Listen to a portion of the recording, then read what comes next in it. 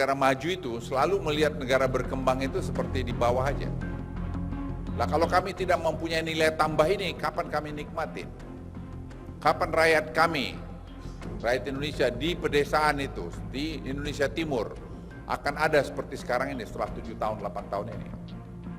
Itu karena hilirisasi. Mereka akhirnya mengatakan kami paham bahwa negara Indonesia ini bukan negara ecek-ecek. Saya bilang we are a great country. Jadi kalian jangan pernah macam-macam sama kami. Gitu. Mungkin 20 tahun, 10 tahun yang lalu kalian bisa lihat kami atau you guys look down Indonesia. Today you cannot do it. Ternyata tidak semua negara di dunia ini pingin negara-negara berkembang itu maju menjadi negara maju.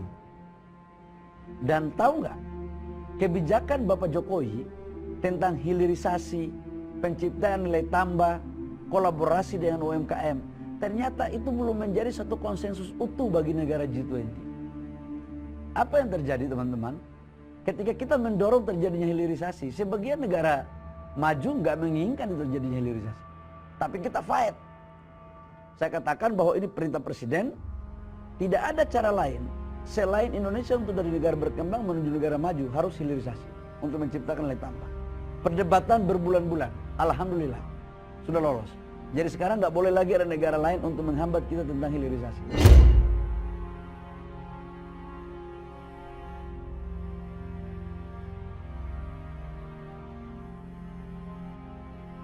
Bertahun-tahun ekspor hanya mentahan nikel ore, nilainya setiap tahun ekspor kita itu kurang lebih 30-an triliun. Begitu smelter dibangun, ekspor kita mencapai 510 triliun rupiah. Artinya apa? Ada yang menanyakan pada saya, Pak, yang menguntungkan perusahaan. Tidak seperti itu, karena dari kelompatan rupiah tadi yang saya sampaikan, kita bisa memungut yang namanya pajak perusahaan. Kan menjadi lompatan pajak perusahaannya. Pajak karyawan yang ada di situ. Royalti kita dapat, biaya ekspor kita dapat, BNPB kita dapat semuanya. Kalau kita ikut share di situ artinya kita dapat dividen, gede sekali. Artinya perusahaan dapat untung, tapi negara juga mendapatkan income penerimaan yang juga sangat besar sekali. Kembali bikin heboh dunia, Indonesia berhasil cetak rekor baru dalam industri hilirisasi, yaitu melejitnya nilai ekspor nikel hasil dari hilirisasi. Tak tanggung-tanggung Presiden Jokowi menyatakan nilai ekspor nikel hasil hilirisasi tersebut bisa menembus hingga 500 triliun rupiah dari sebelumnya yang hanya sekitar 30 triliun rupiah. Meskipun nikel Indonesia telah berusaha dijegal oleh Eropa dan Amerika, namun Indonesia tetap berhasil buktikan kepada dunia dengan sukses meningkatkan nilai ekspor nikel Indonesia jadi yang terbesar sepanjang sejarah.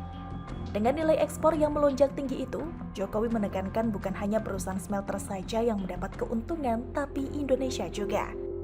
Hal ini ditekankan Jokowi karena masih banyak yang salah paham terkait hilirisasi yang dituding hanya menguntungkan satu pihak saja. Jokowi pun menegaskan Indonesia juga mendapatkan keuntungan yang banyak dari dibangunnya industri smelter. Adapun penerimaan lain yang didapat Indonesia, yakni pajak perusahaan, pajak penghasilan karyawan hingga pajak penerimaan bukan negara atau PNBP. Sebelumnya, proyek kebanggaan Indonesia yakni hilirisasi pertambangan memang dalam godaan negara-negara maju. Berkali-kali Indonesia diserang negara lain terkait hilirisasi, mulai dari Eropa, Dana Moneter Internasional atau IMF, hingga Amerika Serikat yang meminta hilirisasi tidak dilanjutkan. Indonesia kalah dalam gugatan Uni Eropa di WTO perihal larangan ekspor biji nikel yang dikeluarkan pada tahun 2019. Persoalan kekalahan Indonesia atas gugatan hukum perdagangan bak tiada akhirnya setelah resmi dinyatakan kalah pada Oktober 2022 lalu. Ternyata pemerintah memutuskan untuk terus fight atas kekalahan tersebut.